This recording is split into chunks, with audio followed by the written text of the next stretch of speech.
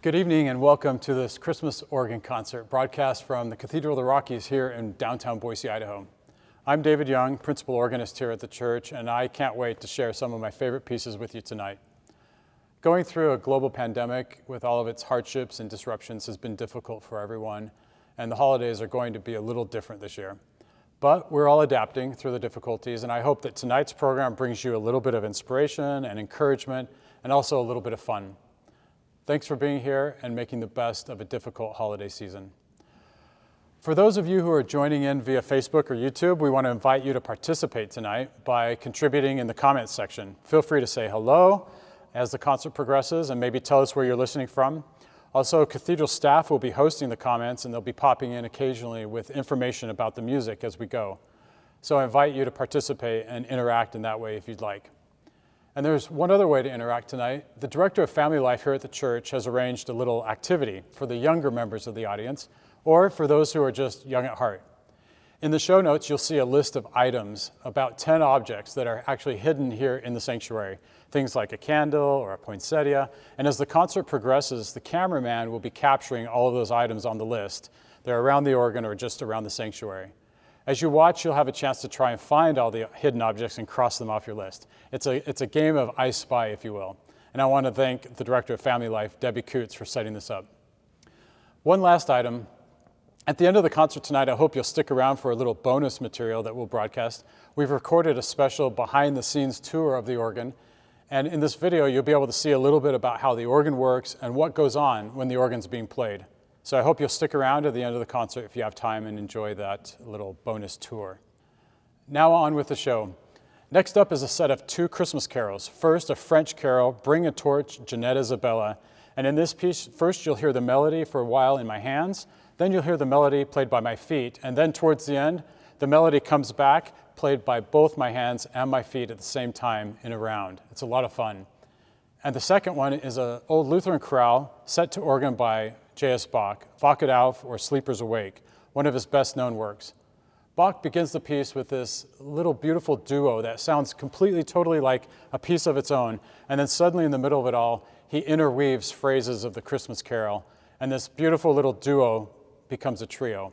And the best part about it is that Bach makes it all sound so very simple and so very natural, and I think it shows what a genius musician and composer Bach is. So I hope you enjoy Bring a Torch and the J.S. Bach.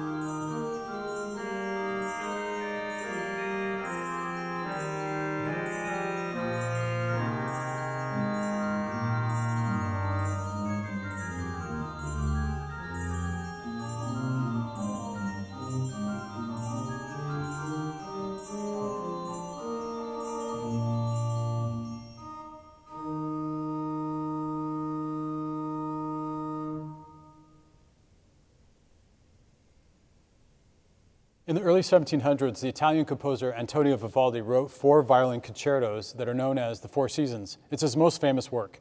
Each of the 4 concertos is based on one of the 4 seasons of the year. Interestingly, Vivaldi published the music together with some poetry about the 4 seasons, and he took the time to insert lines of the poetry directly into the musical score. It's fun to see Vivaldi's music as it develops these ideas from the poetry.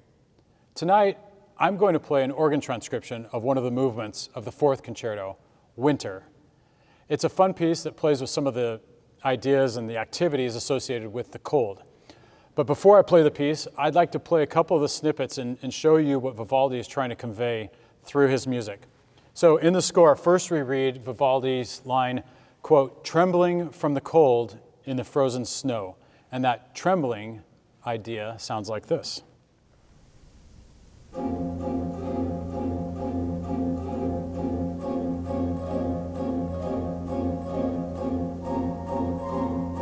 And on and on and on. The next idea that we have is the blowing of a severe wind. And the wind sounds like this.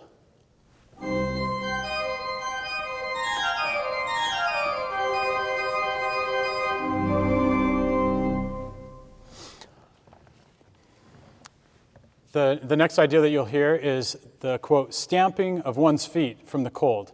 And this is the best part of the piece, in my opinion.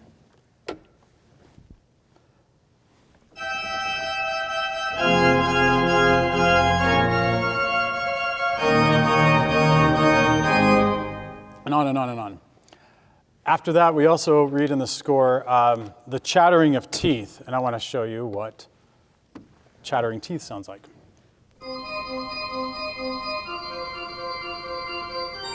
And on and on and on. It's a really fun piece, and I'm really looking forward to sharing it with you. Following my playing of Winter, you'll hear a set of 3 quiet pieces in a row that share some of the softer sounds of the organ. And I'll be joined for one of those 3 pieces by my daughter, Emma, as she sings In the Bleak Midwinter. So now I present the first movement of Vivaldi's Concerto in F minor, Winter.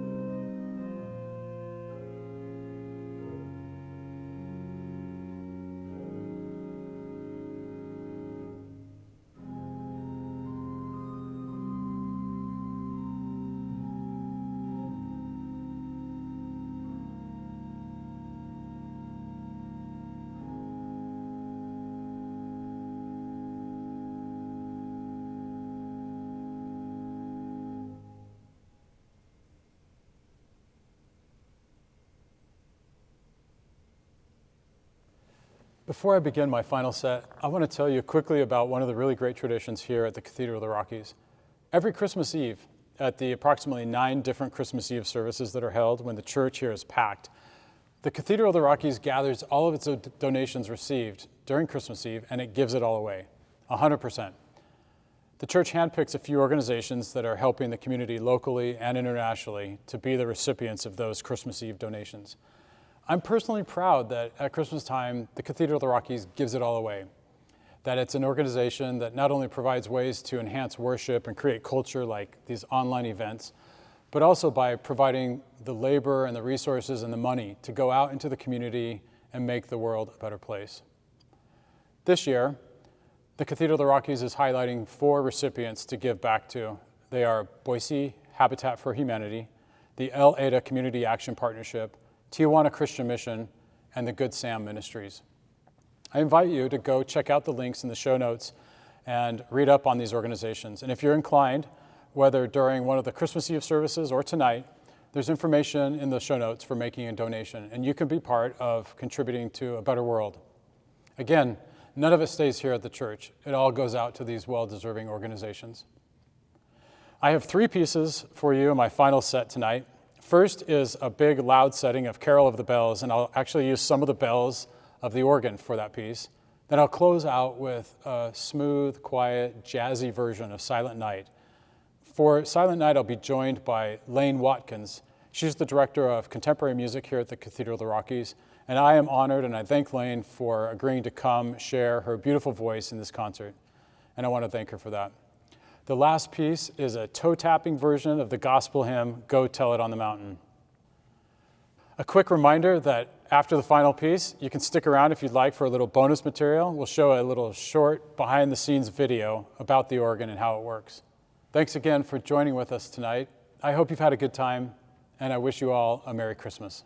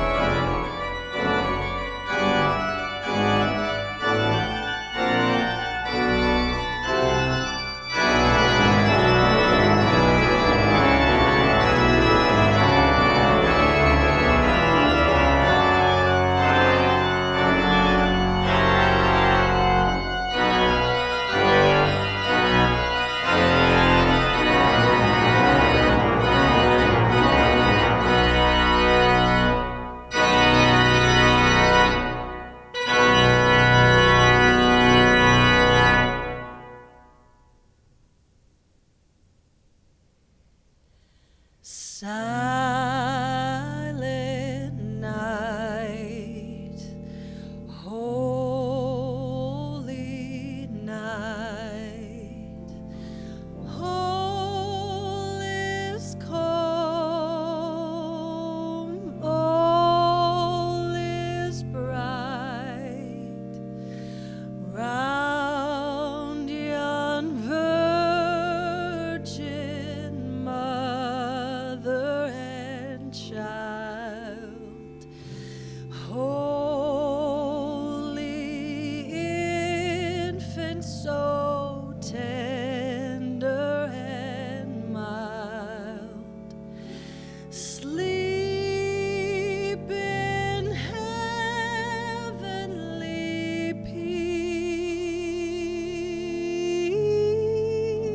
peace, sleep in heavenly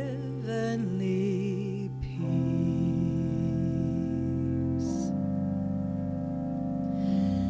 Silent night, holy night, shepherds quake at the sight, glory streams from their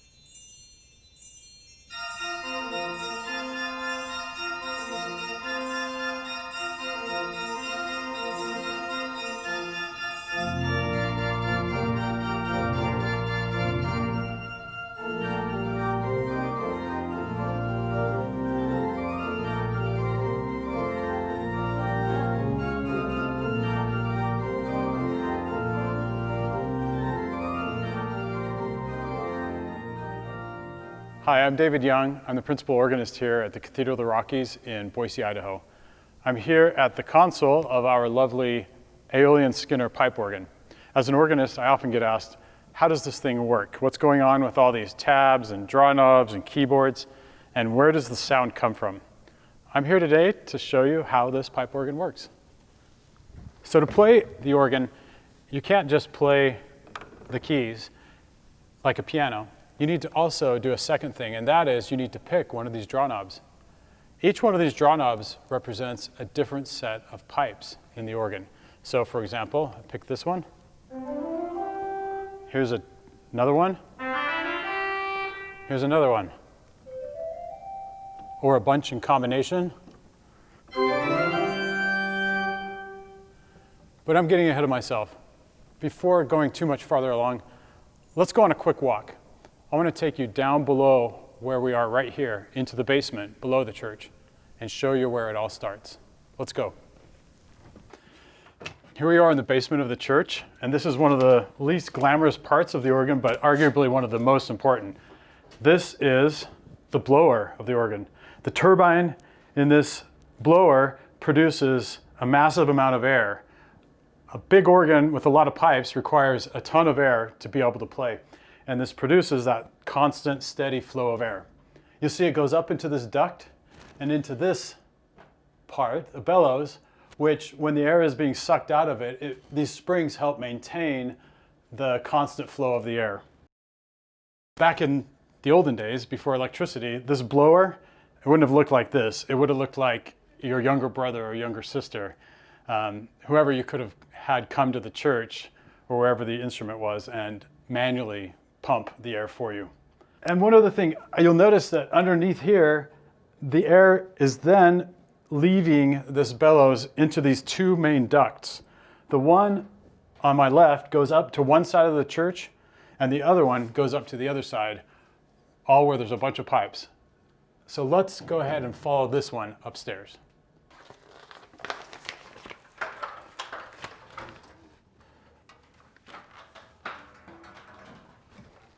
So here we are up above the organ where we started. And if you can look, you can see the console down there where we first started, where the keyboards are. So we're high above the organ. We've come up from where the blower is. That air comes up through the ductwork, and then it resides below all of these pipes in what are called wind chests. The wind chests keep that reservoir of air ready for the pipes to call on when you're ready to play. When you pull it, stop. And you'll notice that there are different sizes and shapes and materials that make up the pipes up here. The materials used for a pipe, this is a dummy pipe, determine the sound. There's a metal pipe, and here is a little wooden pipe. And just like a whistle, the smallest pipes are going to produce the highest pitches. So here we have some of the smallest pipes of the organ. These are smaller than a pencil. They weigh less than an ounce. Across the way, in one of the other divisions of the organ, we have the biggest pipes, the lowest notes. And the biggest ones are 16 feet tall, and the biggest one weighs up to 200 pounds. This area right here is one of 4 divisions of the organ. So behind me is another one, another room, if you will, of pipes. Across the way is another one, and in the back of the church, there's another division. All in all, hundreds of pipes, totaling more than 5,100 pipes of all shapes and sizes. Well, now that you've seen where the pipes are, let's go back downstairs and we'll put it all together. So you noticed upstairs that the pipes were arranged in rows. That's because each pipe corresponds to one key on the keyboard. 61 pipes per stop. And depending on how they're built, the pipes can sound like a flute,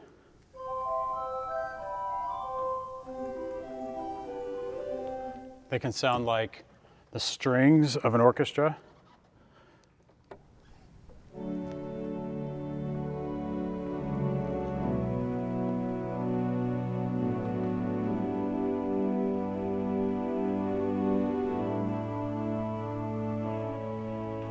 It can sound like the woodwinds.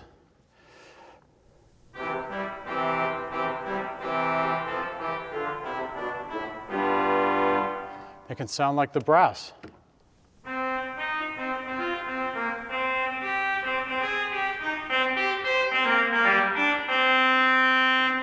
Or we have the brass in the back of the church.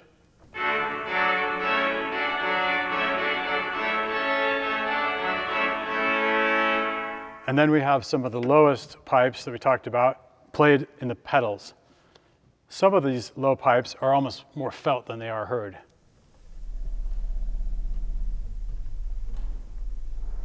Here's some other ones.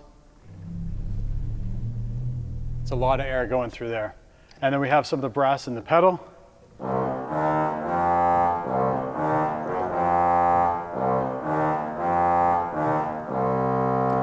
And then an organist's favorite, the bombard. This is the largest pipe on the instrument, and it sounds like maybe an approaching helicopter. No matter, playing the organ is so much fun because you get to pick so many different kinds of sounds, or you can put them all together and just sort of blow the roof off. I love being an organist, and as organist here, I have the opportunity to give tours and demonstrations of the instrument. So if you're in town, feel free to come on over and we can show you the instrument in person. And now I'll just put it all together.